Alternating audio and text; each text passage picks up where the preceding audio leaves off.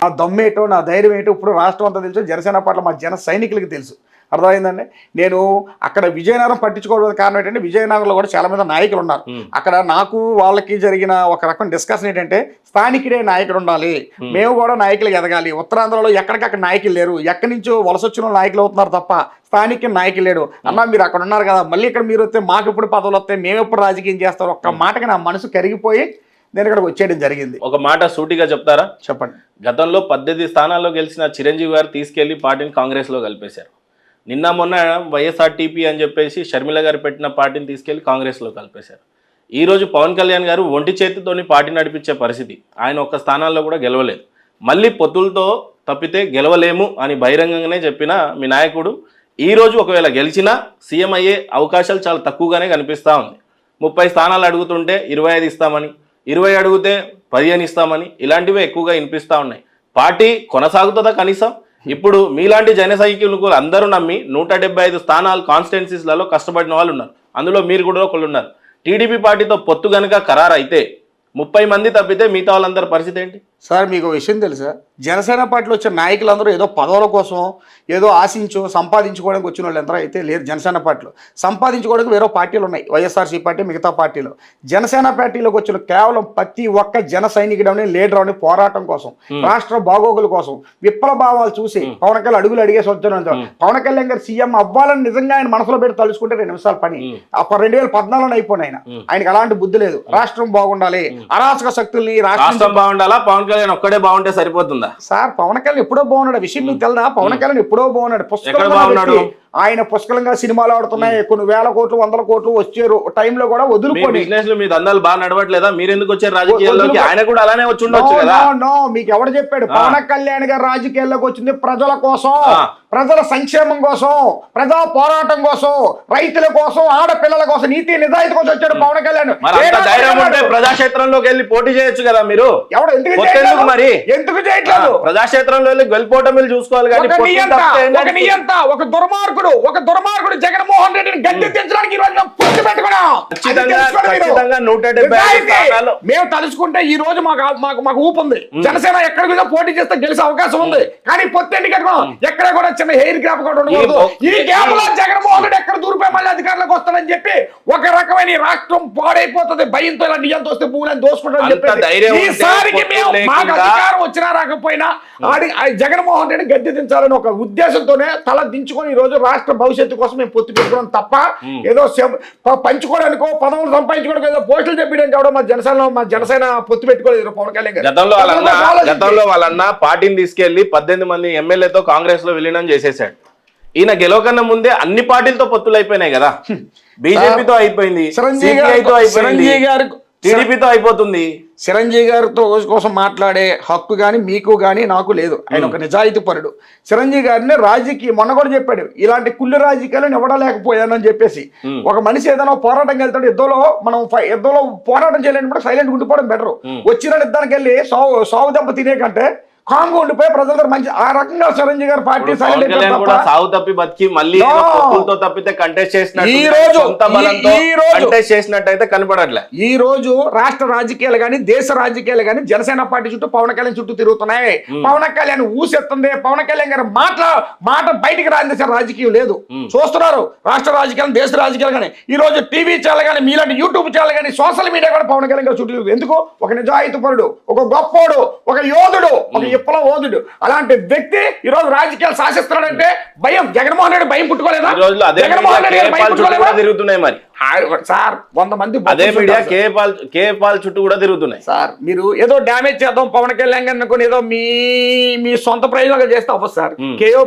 KA పాల్గొనదు, Pawan Kalyan Jaganmohan Reddy నియంత్రణ వచ్చి ఆయన కొట్టదు. కానీ ఒకటి నిజాయితీ ఉంటది, ప్రజలకి గుండెట్టేటోడు ఎవడో తెలుసు. ఈ రోజు పవన్ కళ్యాణ్ రైతుల గాలి వదిలేస్తే 30 కోట్ల రూపాయలు జనాలకు ఫ్రీగా ఇచ్చాడండి. ప్రతిపక్షులు ఉంటారు, జగన్మోహన్ రెడ్డి ఇచ్చారా? ఒక్క రూపాయి ఇచ్చారా? దొంగ దోసుకున్నారు జనాల్ని. ఏం మాట్లాడుతున్నారు మీరు? 30 కోట్లు నీవు నేను 10 రూపాయలు ఎవరా? ఈ రోజు నేను సంపాదించి నేనే 1 లక్ష రూపాయలు ఎవరికి కూడా 30 కోట్లు ఇచ్చాడు.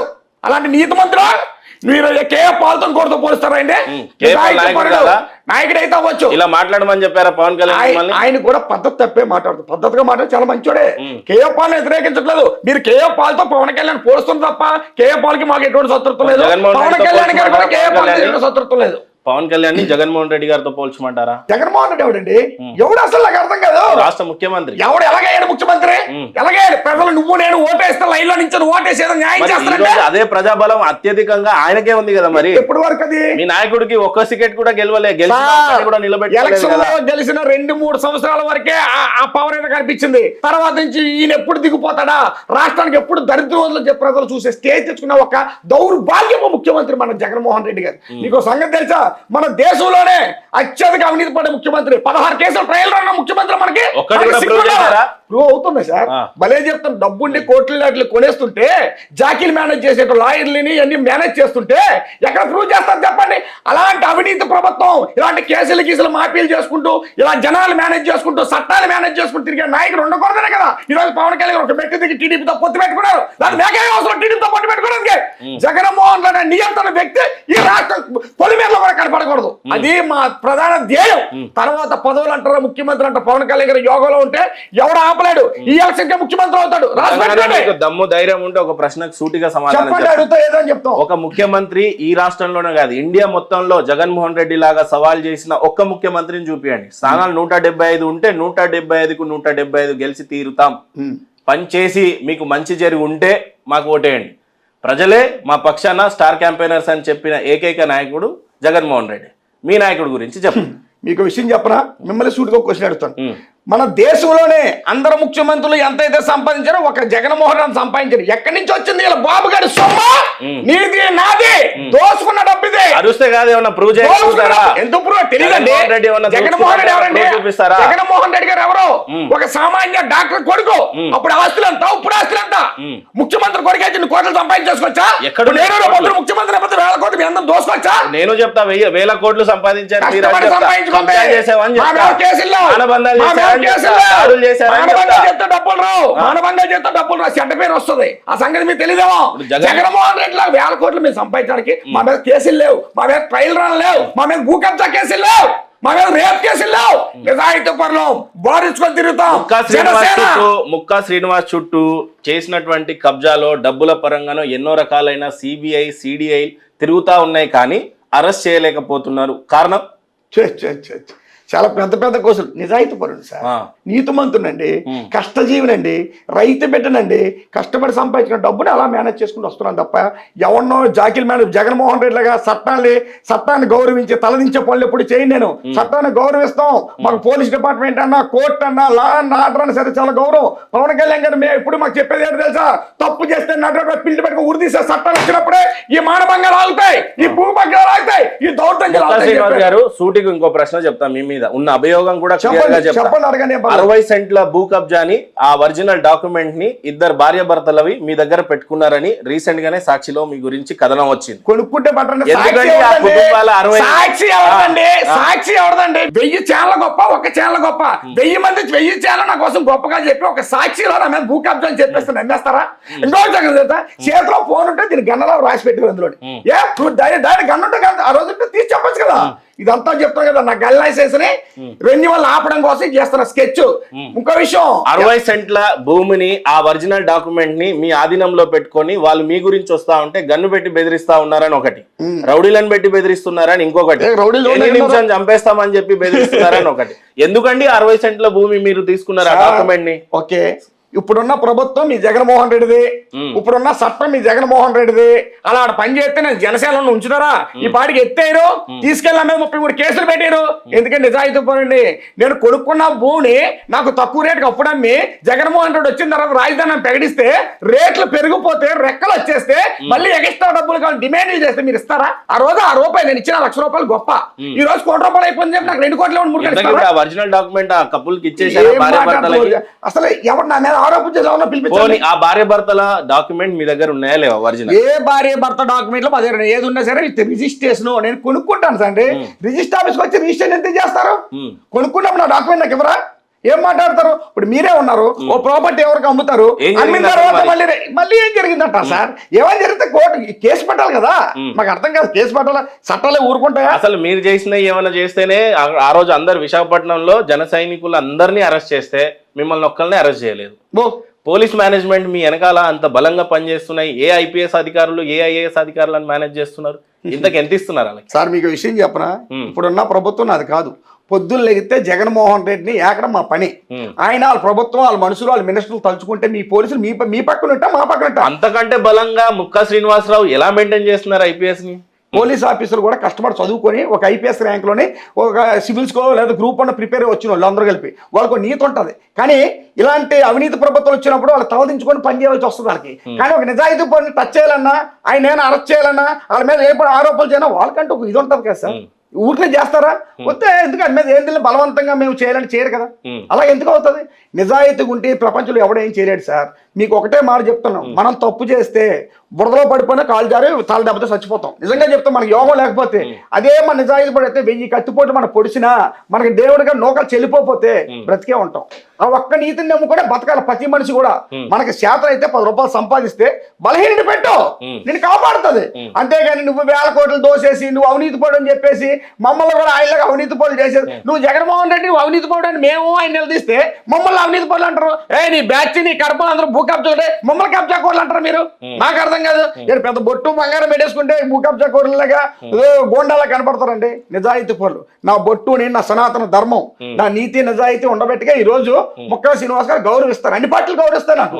ఎందుకంటే ఆయన ఏం చేసి నిజాయితీగా ఉంటాడు. 10 మందికి అన్నం పెడతారు. వదిలేసారు 100 మంది మా ఆఫీస్కి ఎందుకు వస్తున్నారండి?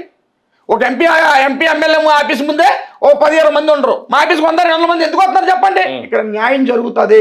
కష్టపడి వచ్చాను కనుక పేదవాడికి పక్కన కొమ్ముగాడి అనుకున్నాను. నేను ఆడపిల్లల పక్కన కొమ్ముగాడి అనుకున్నాను. ఎంతమంది ఆడపిల్లలు లైవ్ లో వచ్చి చెప్పారు నా కోసం? అన్నం పెట్టుకుని ప్రాణం నిలబడ్డని చెప్పలేదా? ఎన్ని మీడియా ఛానల్లో చూడలేదు? ఎందుకు చెప్పారు? నా కోసం ఒక ఆడపిల్ల వచ్చి ఇలా తప్పు చేశాడు, ఇలా మోసం చేశాడు. ఒక పక్క ఆడపిల్లలకు అన్యాయం జరుగుతుంది, నేను వాళ్ళ పక్షాన నిలబెడుతున్నా అంటున్నారు. ఒక పక్క కొడాలి నాని, పేర్ని నాని, రోజా వీళ్ళంతా ముక్త కంఠంతో 3 పెళ్లిళ్ళు చేసుకొని ఆ 3 ఆడపిల్లల జీవితాన్ని కూడా సరిగ్గా నిలబెట్టలేని పవన్ కళ్యాణ్ ఈ రాష్ట్రాన్ని ఆడబిడ్డల పరువుని ఎలా నిలబెడతాడంటే ఏం చెప్తారు? పనికి మాలి వెధవలాళ్ళు. అర్థమైందా? ఒక సంస్కారాన్ని వెధవలాళ్ళు. ఒకే పిల్లలతో సంసారం చేస్తున్నందుకు పనికి మాల ఏంటి? ఒకే పిల్లలతో సంసారం చేసిన అందరూ పనికొచ్చాడు అనుకోవచ్చా? చేతకాక పిల్లలతో లొంగుండొచ్చు కదా. పవన్ కళ్యాణ్ గారు ఏ పెళ్లి కూడా ఒక లీగాలిటీగా ఆయన మీరు ఎవరన్నా పెళ్లి చేసుకుంటారు సార్, మీకు మీ భార్యకి కొన్ని టర్మ్స్ నచ్చకపోతే విడాకులు తీసుకుంటారు. కోర్టులో చట్టాలు ఎందుకున్నాయి? కానీ పేరు నాని, కొడాలి నాని, రోజా గారు చేస్తున్నటువంటి కమెంట్స్ ని ఏ లెక్కగా స్వీకరిస్తారు మీరు? మేమైతే స్వీకరిస్తాం అండి. కుక్కలు వస్తున్నా వదిలేస్తాం. దారిని పోయిన ప్రతి కుక్కని కొట్టుకుంటా పోతే మీకు నాకు టైం సరిపోదు. ఒక వీధి కుక్క అరిసిందని వదిలేస్తున్నాం. అప్పుడప్పుడు మరీ మితిమించిపోయి కన్సోలో వచ్చింది అనుకోండి, చెప్పు తీసుకొడతాం. మరీ ఎక్కువైపోతే మెడకాయ ఎరగొడతాం. బహుమాటలు అని చెప్తాం. అది ఎంతటోడైనా సరే. ఇలాంటి రాజకీయాన్ని ప్రోత్సహిస్తున్నారు. ఎందుకు చెయ్యం? ఎలాంటి రాజకీయాలు? ఇలాంటి మెడలు ఇరగొడతాం, కత్తితో కొడతాం, లేకపోతే చెప్పులతో కొడతాం. నేను ఒకటంటే 10 చెప్పకండి. మెడ ఎరగొడతాం సార్. మరీ అన్యాయంగా ఎవరింట్లో దూరిపోయి ఎవరింట్లోకి వచ్చేసి ఇష్టం వచ్చినట్టు యాసాలు వేస్తుంది ఎవడో చూస్తూ ఊరుకుంటాడా? మీ ఇంట్లో పిచ్చుకొక సొరబడిపోతే నువ్వు చూస్తూ ఊరుకుంటావా? కొట్టవా కర్రదీసి? వీళ్ళంతా మినిస్టర్లు స్థాయిలో ఎవడ మినిస్టర్ అండి సార్? ఇక్కడ మినిస్టర్లు ముఖ్యమంత్రులు చెప్పకండి సార్. మనం ఓటేస్తే గెలిచిన వాళ్ళు సార్. మీరు కూడా ప్రజాసేవలో నీతి నిజాయితీగా బతికి 4 మాయ మాటలు చెప్తే మీకు ఓట్లేస్తారు. అయినా చాలా మంది ముఖ్యమంత్రులు, చాలా మినిస్టర్లు ఉన్నారు. ఏ కర్ణాటక ముఖ్యమంత్రులు కానీ మినిస్టర్లు కానీ బూతు మాట్లాడుతున్నారా? ఇలాంటి వలగర మాట్లాడుతున్నారా? ఇలా అరాచకాలు చేస్తున్నారా? తమిళనాడులో చేస్తున్నారా? బీహార్లో చేస్తున్నారా? అంతకంటే ఘోరంగా ఇక్కడ తయారవుతుంది ఈ రోజు. ఎలా ఇంత ముందు ఎప్పుడైనా ఒక మినిస్టర్ బూతులు తిట్టాడా? ఆడు ఈడు నా కొడకాన్ని ఎప్పుడైనా తిట్టాడా? నీ పిల్లలు ఏం చేస్తావు? ఒక రాష్ట్ర ముఖ్యమంత్రి ఉండి పిల్లలు స్కూల్ మీటింగ్లోకి వెళ్ళి నీకు ఎంతమంది పిల్లలు, నీకు ఎంతమంది మొగులు ఇలాంటి మాట్లాడుతాడండి? ముఖ్యమంత్రి గౌరవం అదా? ఆయన స్థాయి అది కాదా? స్థాయి దిగి మాట్లాడుతున్నాడు ఆయన. ముఖ్యమంత్రి మేము కూడా గౌరవిస్తాం. రాష్ట్ర ముఖ్యమంత్రి మీకైనా నాకైనా ముఖ్యమంత్రి. ఆయన మంచిగా ప్రజలు మంచి పరిపాలన ఇచ్చినప్పుడు, అందరికీ గౌరవం ఇచ్చినప్పుడు చేతిలో నమస్కారం పెడతాం. నాకు చాలా దగ్గర నుంచి మీ గురించి తెలుసుకున్నప్పుడు పవన్ కళ్యాణ్తో చాలా సాన్నిహితంగా ఉంటారు. మిమ్మల్ని చూస్తే ఆయనకు ఒక రకమైన కొంత ధైర్యం ఉంటుంది, మంచి వ్యక్తి అన్నట్టు ఆయన మిమ్మల్ని ఆదరిస్తాడు. అలాంటి పవన్ కళ్యాణ్ మిమ్మల్ని నమ్మి విజయనగరం ఎంపీ స్థానాన్ని మీకు ఇచ్చాడు. అవును. అలాంటి పవన్ కళ్యాణ్ మీద ఇలాంటి ఆరోపణలు వస్తున్నప్పుడు, ఎందుకంటే ఒంటి చేతి పోరాటం సినిమాలు చేసిన తర్వాత రాజకీయాలు నడిపించడం అంటే అంత ఆషమాషిగా. గతంలో వాళ్ళ తండ్రులు ఎంపీలు ఉన్నారు, మినిస్టర్ ఉన్నారు, లేకపోతే సీఎంలో ఉన్నారు. అలాంటి వాళ్ళు ఈరోజు పార్టీని నడిపించలేక, ఉదాహరణకు షర్మిల గారిని చూడండి, వైఎస్ఆర్టీపీ పెట్టి సంవత్సరం పాటు కూడా నడిపించకుండా విలీనం చేసింది. అలాంటి పవన్ కళ్యాణ్ గత 10 సంవత్సరాల నుంచి పార్టీ నిలబెట్టుకొని నడిపిస్తూ ఉన్నాడు. మీలాంటి జన సైనికులంతా నిజం చెప్పండి, గుండె మీద చేతేసుకొని చెప్పండి, 175కు 175 స్థానాల్లో జన సైనికులు అంతా కలిసి పోటీ చేద్దామని రెడీగా ఉన్న పక్షాన తీసుకెళ్ళి 30 స్థానాలతోనే మమ అనిపిస్తుంటే నిజంగా గుండె మీద చేతేసుకొని మీ మనసులో ఏముందో చెప్పండి. మీరే కాదు, 175 స్థానాల్లో ఉన్న ప్రతి ఎమ్మెల్యే అభ్యర్థి గురించి చెప్పండి. ఈ 5 సంవత్సరాలు ఖచ్చితంగా కష్టపడి కాన్స్టిట్యున్సీలో గల్లీ గల్లీ తిరిగి ప్రజల కష్టాలు తెలుసుకున్న ప్రతి జన సైనికుడు కంటెస్ట్ చేయడానికి సిద్ధంగా ఉన్నాడు. ఈరోజు పొత్తుకు కారణం ఏంటో చెప్పండి. మీరు నిజాయితీగా అడిగారనుక నేను నిజాయితీగా చెప్తున్నాను. మాకైతే స్టార్టింగ్లో పొత్తు మీద ఇంట్రెస్ట్ లేదు, ఇష్టం లేదు. చాలామంది పోరాడాను, చాలా డిబేట్లో నేను కూడా అన్న సింగిల్గా చేద్దాం, మన పొత్తు అది లేదు ఏమి లేదు. అది పొత్తు అంటే పెట్టుకుంటే పవన్ కళ్యాణ్ గారు సీఎం అభ్యర్థి అయితేనే పొత్తు పెట్టుకుంటాం, లేకపోతే లేదని డైరెక్ట్గా చెప్పేవాడిని. తర్వాత నుంచి ఇలాగ ఎప్పుడైతే పొత్తు వచ్చిందో చాలామంది లైవ్లో నాకు డిబేట్లో ఫోన్ చేసి అన్న మీరే మారిపోయారని మాట్లాడారు. కానీ పవన్ కళ్యాణ్ గారు ఒకటే చెప్పారు, ఈ రాష్ట్ర భవిష్యత్తు కోసం, నా కోసం కాదు, మీకోసం కాదు, 10 తరాలు రాష్ట్రం బాగుండడం కోసం పొత్తు పెట్టుకుని చెప్పారు. చాలా మంది జెండా మోసారు, చాలా మంది జనాల్లో జనసేన పార్టీ మేమందరం జెండా మోసి పార్టీని బలంగా తీసుకెళ్ళమే. ఈరోజు నాకు సీట్ ఇస్తే హ్యాపీ, ఇవ్వకపోయినా ఫుల్ హ్యాపీ, అంతే తప్ప నువ్వు పోరాటం చేద్దాం ప్రజలు సాయం చేద్దాం అంటే పదవుల కోసం కక్కుర్తి పడకూడదు. ఇప్పుడు పవన్ కళ్యాణ్ ఉన్నారు, ఇప్పుడు మొక్కాసీను, ఇంకొక 2-3 ఉన్నారు, పంచకల సందీప్, లేకపోతే ఇంకొక 4-3, ఇలాంటి వాళ్ళందరికీ ఏంటంటే సీట్ ఇచ్చినా ఇవ్వకపోయినా మా జనసేన పార్టీ వదిలిపోరు, వీళ్ళు నన్ను పట్టుకునే ఉంటారు, నా పార్టీ నా భావాలతోనే ఉంటారు, మిగతా వాళ్ళు ఒక సీటు బతు పోతారని చెప్పి ఎత్తే వాళ్ళు తప్ప మాకు చెప్తా కదా మా మీద నమ్మకం ఉంది. అదే నమ్మకం ఆయన పెట్టుకున్నాం. మా నాయకుడు ఏది చెప్తే అది మేము శిరహాసిస్తాం. ఎందుకంటే ఆయన ఎందుకు పెట్టాడో పొత్తు, రాష్ట్ర ప్రయోజనం అన్నాడు, చూద్దాం. ఇప్పుడు ఆయనకి ఇప్పుడు ప్రస్తుతానికి ఏంటంటే ఈ పవన్ కళ్యాణ్ గారు సీఎం కాదు, అయ్యే అవకాశం లేదని ఎక్కడ లేదు కదా. ఏమో ఈ పొత్తులో ఆయన సీఎం అవచ్చు, దశ ఉంటే ఆవిడ ఆపలేడు. సీఎం అయ్యి యోగంగా నామ రాసుకుంటే ఈ 2024 రాష్ట్ర ముఖ్యమంత్రి అవుతారు. వైఎస్ఆర్సీపీ నేతలు ప్రధానంగా జన సైనికులకు చెప్తున్నటువంటి ఇది ఏంటంటే ఆయనకి సినిమాలు ఉన్నాయి, రేపు ఓడిపోతే వెళ్ళి సినిమాలన్నా చేసుకొని బతుకుతాడు, కానీ ఆయన నమ్ముకున్న జనసేన కార్యకర్తలంతా నడి రోడ్డు మీద వదిలేసి వెళ్ళిపోతాడు. ఎందుకు పోతాం? మీరంతా కాదు, ఆయనే గెలవడానికి కూడా ఛాన్సెస్ లేదు. కాబట్టి అప్రమత్తంగా ఉండండి.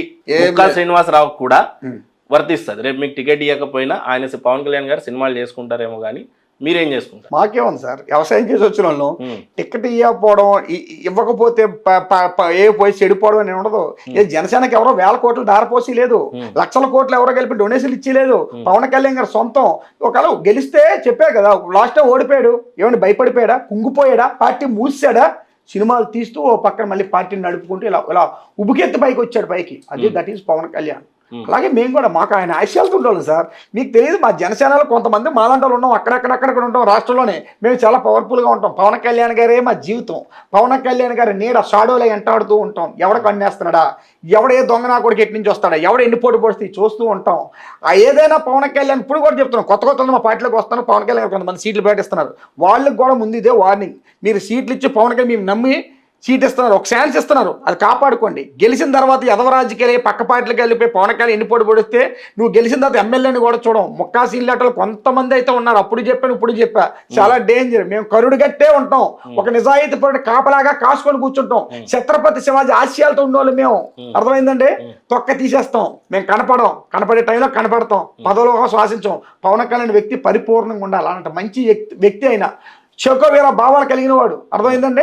ఒక భగత్ సింగ్ యొక్క అంత తెగింపున్న వ్యక్తి అయినా, అలాంటి వ్యక్తి కోసం మనం బాగుంది. మన కోసం కాదు సార్, మన పిల్లలు, మన భవిష్యత్తు రానున్న కాలంలో ఏం నేర్చుకుంటున్నారు, ఈ బూతులు నేర్చుకుంటున్నారండి. ఈరోజు విశాఖపట్నం సిటీ గంజాయికి అలవాటు పడిపోయింది సార్. పిల్లలు స్కూల్ నుంచి వస్తుంటే పిల్లలు ఏం చదువు అమ్మాయి బుక్స్ ఏమి ఇచ్చారమ్మా అడగడం మానేసి, మీ జేబుల్లో గంజాయి ఉందా, మీ బ్యాగుల్లో మత్తు ఉందా, ఏం చేసి వచ్చని చెప్పి చూసే స్టేజ్ కి ఈ రోజు జగన్మోహన్ రెడ్డి గారు నిజంగానే గంజాయి ఎవరన్నా బ్యాగ్ లో దొరికిందా? ఎందుకు దొరకలేదు? ఎన్ని కేసులు? ఒకసారి టాస్క్ ఫోర్స్ పోలీస్ స్టేషన్ వెళ్ళండి. పట్టుకున్నారా మీరు? మేము ఎందుకు పట్టుకుంటాం? ఎందుకు లేదు సార్. మీకు ఇంకో అసలు విషయం చెప్తా, నిజం. మీరు సూటిగా దమ్ముంటే నాతో పడండి. ఒక్కసారి విశాఖపట్నం అడివరం సెంట్రల్ జైలుకి వస్తే 1000 మంది ఇంటర్మీడియట్ డిగ్రీ చదువుకున్న స్టూడెంట్స్ జైల్లో మొగ్గిపోతున్నారు. బెయిల్ ఎట్టేవాడు కూడా దిక్కు లేకుండా హాస్టల్లో చదువుతున్నారు. మా పిల్లలు ఇంకా ఎక్కడ ఊహించుకుంటారు, జైల్లో ఉంటున్నారు. పరిస్థితి ఏంటి తెలుసా? గంజాయి గంజాయి తాగినందుకు కూడా కాదు, ఈజీ మనీకి అలవాటు పడిపోయారు. గంజాయి అమ్ముకుంటే 10 రూపాయలు వస్తుందని చెప్పి తప్పుడు దారికి వెళ్ళిపోతున్నారు పిల్లలు. వాళ్ళు వెళ్ళిపోయి దొరికిపోయి జైల్లో ఉండిపోతున్నారు. ఈ తల్లిదండ్రులకు ఎక్కడ తెస్తే తెలిసి కూడా కామ్ అయిపోతున్నారు. నా పిల్లలు ఇలా గంజాయి అమ్మి జైలుకి వెళ్ళిపోయి పరుగు పోద్దని చెప్పి రిలీజ్ అయ్యే వరకు అలా ఉంటారు. బెయిల్ తెచ్చుకొని డబ్బులు లేకుండా మీరు అడిగివరం జైలుకి వెళ్ళండి. నా దగ్గర డేటా ఉంది. కొన్ని 100 మంది 1000 మంది జైల్లో ముగ్గుపోతున్నాయి ఈ గంజాయి వల్లే. గంజాయి అమ్మో గంజాయి కొట్టో దొరికిపోయి. అర్థమైందండి? ఎవరు చూపిస్తారు అందరినీ? ఎంతసేపు మారా సోగా ఉన్నది చూపిస్తారు తప్ప అలాంటివి చూపించండి. ఇలాంటి అవినీతి విశాఖ ఉత్తరాంధ్ర జిల్లాలో ఉంది. ఉత్తరాంధ్ర ప్రజలు ఏంటంటే సార్, చదువుకున్న పిల్లలకి ఇక్కడ ఉద్యోగాలు లేవండి. బీకామ్ బీఈడి చదువుకున్న వాళ్ళు కూడా తెలంగాణ ముంబై పోయి సెక్యూరిటీ గార్డ్ ఉద్యోగాలు చేసుకుంటారు. ఆ పరిస్థితి ఏంటి? ఉత్తరాంధ్ర సరైన వనరులు లేవు. జగన్మోహన్ రెడ్డి ఎంతసేపు రాజధాని అంతా చెప్ప ఒక్క ఫ్యాక్టరీ తెచ్చాడు వైజాగ్కి, ఒక ఇండస్ట్రీ పెట్టారండి. ఏమైనా ఉందా? ఒక్క పరిశ్రమ ఉందా? ఐటీ మినిస్టర్ నేను ఒక ఐటీ కంపెనీ తెచ్చారా? ఏం చేస్తారు సార్? పిల్లలు తెలియక, తల్లిదండ్రులు బాధలు పడలేక, రైతులు బాధలు పడలేక, చదువుకోవడానికి టౌన్ వచ్చినప్పుడు మనం కూడా 1 కేజీ గంజాయి అమ్మితే 10 రూపాయలు వస్తుంది, ఎవడో అమ్ముతున్నాడు అని చెప్పి అలా చెడివేస్తానికి ఈజీ మనకి అలవాటు పడిపోతున్నారు. ఇవన్నీ ఎవరు? నువ్వు ఉపాధి ఇవ్వక, నువ్వు ఉద్యోగం ఇవ్వక, నేను సీఎం అని నమ్మి నీకు ఓట్లేశారు. నువ్వు ఓట్లేసినప్పుడు ఆడు ఉద్యోగం ఇవ్వు. చదువుకున్న ఒకటి బీటెక్ చదువుకున్న అది తగ్గ ఉద్యోగం. నువ్వు 2 లక్షల రూపాయలు జీతం ఇవ్వకపోవచ్చు, ఒక 40,000 రూపాయలు ఉద్యోగం ఇవ్వడానికి. ఆడే తప్పుడు పని చేయడు, ఆడి గంజాయి అమ్మడు, ఆడి జైలుకి వెళ్ళు, ఆడి ఫ్యామిలీ సంతోషంగా జగన్మోహన్ రెడ్డి దేవుడు ఫోటో పెట్టుకుంటారు. ఇవాళ నువ్వు నియంతవి నువ్వు ఒక దుర్మార్గుడు ఎందుకు అంటున్నారు?